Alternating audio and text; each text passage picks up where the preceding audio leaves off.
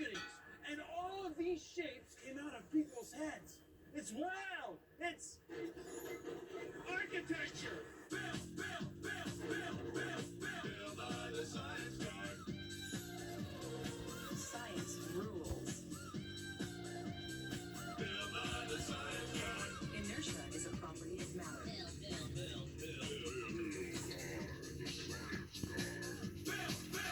T minus 7 seconds. Brought to you by Leaning Tower Pizza. Pizza with a slant.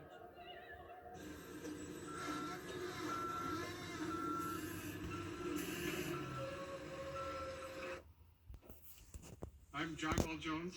I'm an architect, and I design buildings like these.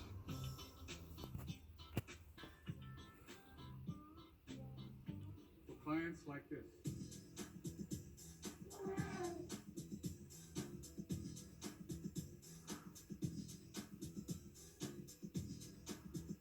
As architects, we not only deal with buildings, we also deal with the whole environment around the animals. The process is three parts. The first one is to do some research, some study of animals in the wild, looking at books that help us understand, like this picture right here, where elephants are taking a mud bath, and what that mud bath area looks like, as we try to replicate those things in zoos. Then, after that, you go into doing sketches. You take those ideas and from discussions, and you produce some sketches to illustrate your concepts, how the elephants might move around, what the landscape looks like, how people get to view the animals. The final step is to use technical drawings, to produce technical drawings. That's when you really get into the design of the buildings, the holding facilities, you get into the gates, you get into the depth of pools, you get into the seating, you get into the barriers around the animals, you get into the types of soils the animals walk on and on. This is it. This is the result of good science and architecture, and the result is happy animals and a place that people can come and see animals up close together. In ancient Egypt, the kings, or pharaohs, were buried in tombs. The Egyptian architects needed the tombs to be both impressive and to last forever, but all that they had to build with were stones. So why do the tombs look like this instead of this? Well, check this out. Both of these were built with the same type of block. Hey Chase, can I get an earthquake, please? Yeah.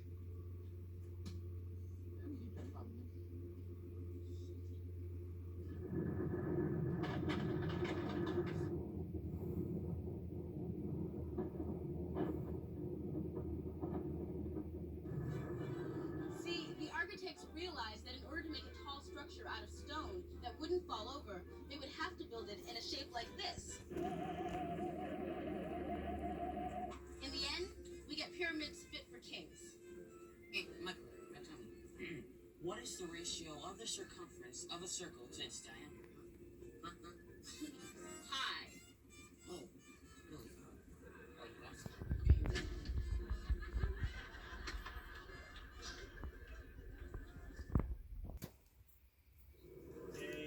And I'll let you go all the way through, even if there's a flub. Cool, okay. And action. This is a group of ancient buildings. It was a temple built with stone walls and thatched grass roofs. Okay, we'll start again. This is a group of ancient buildings. It was a temple made with stone walls and thatched grass roofs. Now, the people who built it could have put it almost anywhere, but they chose to build it. Here we go, Bill, and action. This is a group of ancient buildings. It was a temple made of stone walls and thatched grass roofs. Now, why was it put here? And why was it made of stone? Well, around here, why was it made of stone? Well, nothing lasts longer than stone. See, around here, there are a lot of other materials available. There are beautiful woods and durable fibers. But the people who built it, but nothing lasts longer than stone. And the people who built it believed that the spirits of their ancestors lived in these rocks. So they hauled each rock up from the river and carefully assembled it into these walls. Now, why did they put it here? Well, up here, there's a commanding view of all the area around. And the buildings line up with that valley, which was sacred, which is sacred. The buildings line up with that valley. which is sacred. Furthermore, the buildings are in a line that's set up to align with sunrise on the day of the year that the sun is the farthest to the north, the summer solstice. So the ancient people's priests who designed these buildings had to figure out where to put them, what to make them out of, and how they would look. They're the same decisions that architects make today. That was good. We're close. We're really close. Had to figure out where to put them, what to make them out of, and how they would look. They're the same decisions that architects make today. Let's just pick up that second part. Ancient priests who designed these buildings had to figure out where to put them, what to make them out of, and how they would look. They're the same decisions that architects make today. I think we got that. That was really good.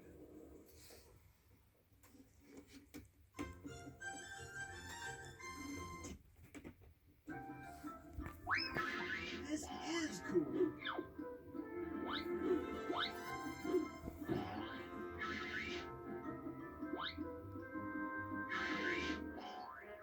Grab your remote and let's explore.